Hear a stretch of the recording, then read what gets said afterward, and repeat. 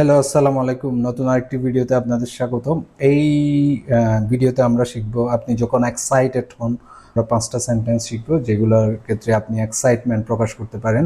So আজকে 5টা natural sentence, natural English sentence শিখব এক্সাইটমেন্ট প্রকাশ করার জন্য। 1 নম্বর যে সেন্টেন্সটা, আই এম সো এক্সাইটেড, আমি ভীষণ এক্সাইটেড। আমি ভীষণ এক্সাইটেড মানে আপনি আনন্দে ভরপুর। আই এম সো এক্সাইটেড, আমি ভীষণ এক্সাইটেড, আমি ভীষণ এক্সাইটেড। 2 নম্বর যে sentence, this is going to be fun, this is going to be fun, এটা অনেক মজার হতে চলেছে। সো মানে কিছু হ্যাপেনিং সম্পর্কে পজিটিভ অ্যান্টিসিপেশন আপনি করতে পারেন, পজিটিভ ধ্যান ধারণা আপনার থাকতে পারে, কিছু সামনে কিছু ঘটতে যাচ্ছে। This is going to be fun, ঠিক আছে। I can't wait, 3 number sentence, আমি আর অপেক্ষা করতে পারছি না। এক্সাইটমেন্ট এত বেশি যে আপনি ডিলে সহ্য হচ্ছে না, এরকম একটা অবস্থা।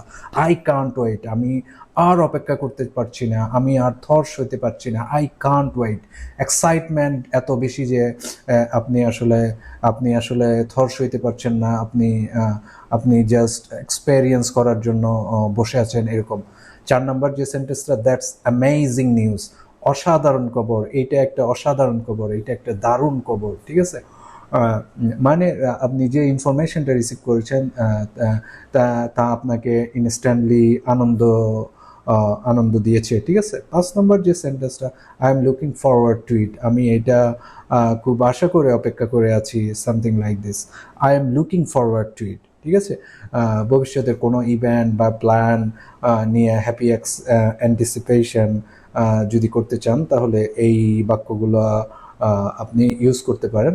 আর ওগুলো এক্সাইটমেন্ট প্রকাশের জন্য আপনি ইংলিশে ইজিলি ব্যবহার করতে পারেন। আরও ইজি ডেইলি ইংলিশ যদি আপনারা শিখতে চান, আপনাদের ফলো করতে হবে speakingly.online YouTube channel. That's it for now. Thank you very much. Assalamu alaikum.